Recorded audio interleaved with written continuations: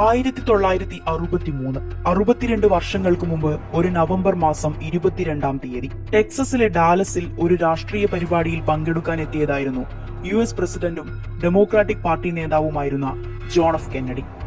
വാഹന വ്യൂഹങ്ങളുടെ അകമ്പടിയോടെ മുകൾ ഭാഗം തുറന്ന ലിമോസീൻ കാറിലാണ് പ്രസിഡന്റിന്റെ സഞ്ചാരം. ഒപ്പം അദ്ദേഹത്തിന്റെ ഭാര്യ ജാക്വലിൻ കെന്നഡി ഒനാസിസും ഉണ്ടായിരുന്നു. ചുറ്റുമുള്ള ഹർഷാരവങ്ങൾ ഏറ്റുവാങ്ങി പുഞ്ചിരിച്ച് കൈവീശി എല്ലാവരെയും അഭിവാദ്യം ചെയ്യുന്ന പ്രസിഡന്റിനെയും വഹിച്ച് കാറ് മുന്നോട്ട് നീങ്ങി. ഡീലി പ്ലാസയിലെ ടെക്സസ് ബുക്ക് ഡിപ്പോസിറ്ററി എന്ന കെട്ടിടത്തിന് മുന്നിലെത്തി. കെട്ടിടത്തിന്റെ 6-ാം നിലയിൽ നിന്ന് പൊടുന്നനെയാണ് ആ വെടിയുണ്ടകൾ പാഞ്ഞെത്തിയത്. സുരക്ഷാ കവചങ്ങളെല്ലാം ഭേദിച്ച് അതിലൊന്ന് പ്രസിഡന്റിന്റെ തൊണ്ടയിലൂടെ തുളച്ചു കയറി പുറത്തെത്തി. മറ്റൊന്ന് തലയിൽ തറച്ചു. ഇതോടെ അദ്ദേഹം പുറകിലേക്ക് മറിഞ്ഞു വീണു. ആളുകൾ പരക്കം പാഞ്ഞു. പ്രസിഡന്റിനെ വഹിച്ച് എമർജൻസി വാഹനം ആശുപത്രിയിലേക്ക് കുതിച്ചു. പക്ഷേ ഫലമുണ്ടായില്ല. ചുറുചുറുക്കുള്ള 46-ാം വയസ്സിൽ പ്രശസ്തിയുടെ നിറുകിൽ നിൽക്കുമ്പോൾ 35-ാമത് US പ്രസിഡന്റിന് ജീവൻ നഷ്ടമായി.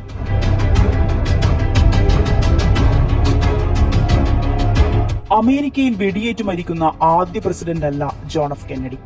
Abraham Lincoln, James Garfield, William McKinley എന്നിവരുടെ കൊലപാതകങ്ങളും നാടിനെ നടുക്കിയതായിരുന്നു. പക്ഷേ ജോൺ എഫ് കെന്നഡിയുടെ മരണത്തിലെ ചില രാജ്യാന്തര പ്രസക്തിയും ദുരൂഹതകളും കോളിളക്കം സൃഷ്ടിച്ചു. അടങ്ങാത്ത വിവാദങ്ങളും ഊഹാപോഹങ്ങളും അമേരിക്കൻ രഹസ്യാന്വേഷണ വിഭാഗം CIA വരെ വിരൽ ചൂണ്ടി നിന്നു. 6 പതിറ്റാണ്ടുകൾക്കിപ്പുറവും ചുരുളഴിയാതെ കിടക്കുന്ന ആ രഹസ്യങ്ങളുടെ കെട്ടാണ് ട്രംപ് ഭരണകൂടം വീണ്ടും പൊടിതട്ടി പുറത്തേക്കിടുന്നത്. സർക്കാരിന്റെ സുതാര്യത മുൻനിർത്തി തെരഞ്ഞെടുപ്പ് പ്രചാരണ സമയത്ത് ട്രംപിന്റെ വാക്കായിരുന്നു ജോൺ എഫ് കെന്നഡിയുടെ കൊലപാതകത്തെക്കുറിച്ചുള്ള രഹസ്യാന്വേഷണ രേഖകൾ പുറത്തുവിടുമെന്നത്. എല്ലാ രഹസ്യങ്ങളും വെളിപ്പെടുമെന്നായിരുന്നു ട്രംപ് അമേരിക്കക്കാർക്ക് നൽകിയ ഉറപ്പ്. Robert Kennedy, Martin Luther king junior എന്നിവരുടെ കൊലപാതകങ്ങളുമായി ബന്ധപ്പെട്ട രഹസ്യരേഖകളും വരും ദിവസങ്ങളിൽ പുറത്തുവരുമെന്നായിരുന്നു ട്രംപിന്റെ വാഗ്ദാനം. അധികാരം ഏറ്റെടുത്ത് ദിവസങ്ങൾക്കകം ഇത് സംബന്ധിച്ച എക്സിക്യൂട്ടീവ് ഓർഡറിൽ അദ്ദേഹം ഒപ്പുവെക്കുകയും ചെയ്തിരുന്നു. നിലവിൽ കെന്നഡി വധവുമായി ബന്ധപ്പെട്ട് ഏകദേശം 63,400 പേജുകളുള്ള 2,182 PDF രേഖകളാണ് US national archives and records അഡ്മിനിസ്ട്രേഷന്റെ വെബ്സൈറ്റിലേക്ക് അപ്ലോഡ് ചെയ്തിട്ടുള്ളത്. ട്രംപിന്റെ ആദ്യ ഭരണകാലയളവിലും കെന്നഡി വധത്തിലെ അവശേഷിക്കുന്ന രേഖകളെല്ലാം വെളിപ്പെടുത്തുമെന്ന് വാഗ്ദാനം ചെയ്തിരുന്നു. എന്നാൽ ആയിരക്കണക്കിന് രേഖകൾ പുനഃപരിശോധനയ്ക്ക് വിധേയമാക്കണമെന്ന് CIA-യും FBI-യും സമ്മർദ്ദം ചെലുത്തിയതിനാൽ ഏകദേശം 2,800 രേഖകൾ മാത്രമാണ് അന്ന് പുറത്തുവിട്ടത്. 2023 മുൻ പ്രസിഡന്റ് ജോ ബൈഡൻ ഏകദേശം 17,000 രേഖകൾ കൂടി പുറത്തുവിട്ടിരുന്നു. അതേസമയം നാഷണൽ ആർക്കൈവ്സിന്റെ കണക്കനുസരിച്ച് 1992 JFK റെക്കോർഡ്സ് ആക്ട് പ്രകാരം അവലോകനം ചെയ്ത ഏകദേശം 3,20,000 രേഖകളിൽ 99% പ്രസിദ്ധീകരിക്കപ്പെട്ടിട്ടുണ്ട്.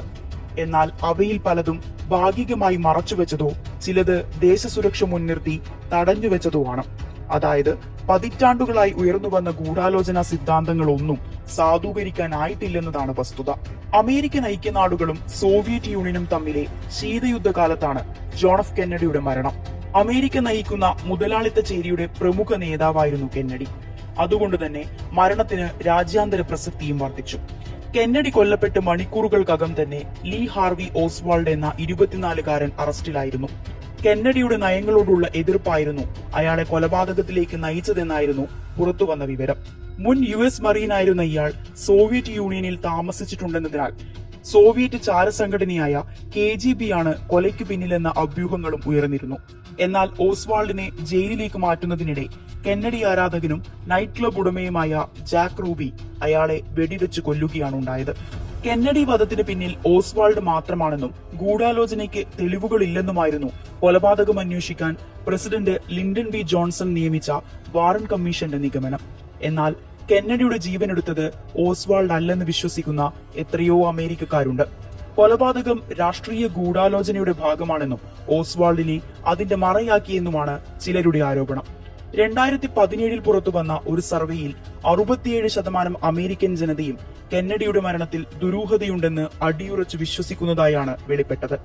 2023 ഗാലപ്പ് പോൾ പ്രകാരം 65% അമേരിക്കക്കാരും വാറൻ കമ്മീഷന്റെ നിഗമനത്തെ നിരസിക്കുന്നവരാണ്. 20% പേർ കെന്നഡിയെ കൊല്ലാൻ ഓസ്വാൾഡ് US സർക്കാരുമായി ഗൂഢാലോചന നടത്തിയെന്ന് വിശ്വസിക്കുമ്പോൾ 16% പേർ അദ്ദേഹം CIA-യുമായി ചേർന്ന് പ്രവർത്തിച്ചതായാണ് സംശയിക്കുന്നത്.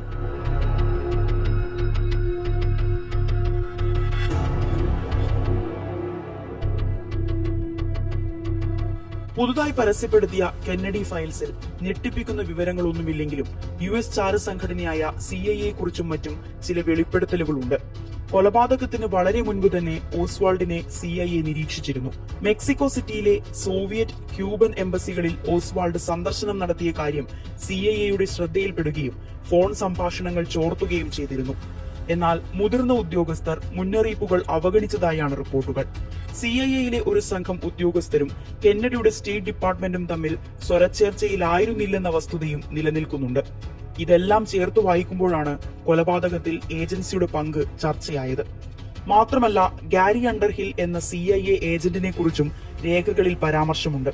കെന്നഡി വധത്തിന് പിന്നാലെ സംഭവത്തിൽ CIA-ക്ക് പങ്കുണ്ടെന്ന് ഗാരി അണ്ടർഹിൽ ആരോപിച്ചിരുന്നു.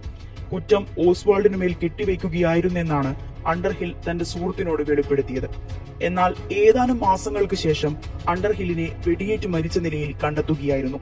ആത്മഹത്യയാണെന്നായിരുന്നു പോസ്റ്റ്മോർട്ടം റിപ്പോർട്ട്.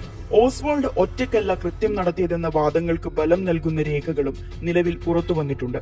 വാറൻ കമ്മീഷന്റെ നിഗമനങ്ങൾ പ്രകാരം 8.6 സെക്കൻഡിൽ ഓസ്വാൾഡ് 3 തവണ കാഞ്ചി വലിച്ചു. ഇതിൽ നിന്ന് 2 വെടിയുണ്ടകളാണ് കെന്നഡിയെ ലക്ഷ്യമിട്ട് പാഞ്ഞത്. മൂന്നാമത്തേതിന് ലക്ഷ്യം പിഴച്ചിരുന്നു. എന്നാൽ പുതുതായി പുറത്തുവിട്ട രേഖകളിൽ ആ മൂന്നാമത്തെ ഷോട്ടിനെ കുറിച്ച് പരാമർശമുണ്ടെന്നാണ് റിപ്പോർട്ടുകൾ. കൊലപാതകത്തിൽ രണ്ടാമതൊരു ഷൂട്ടർ കൂടി പങ്കാളിയാണെന്ന് അഭ്യൂഹങ്ങൾ ഉണ്ടായിരുന്നു.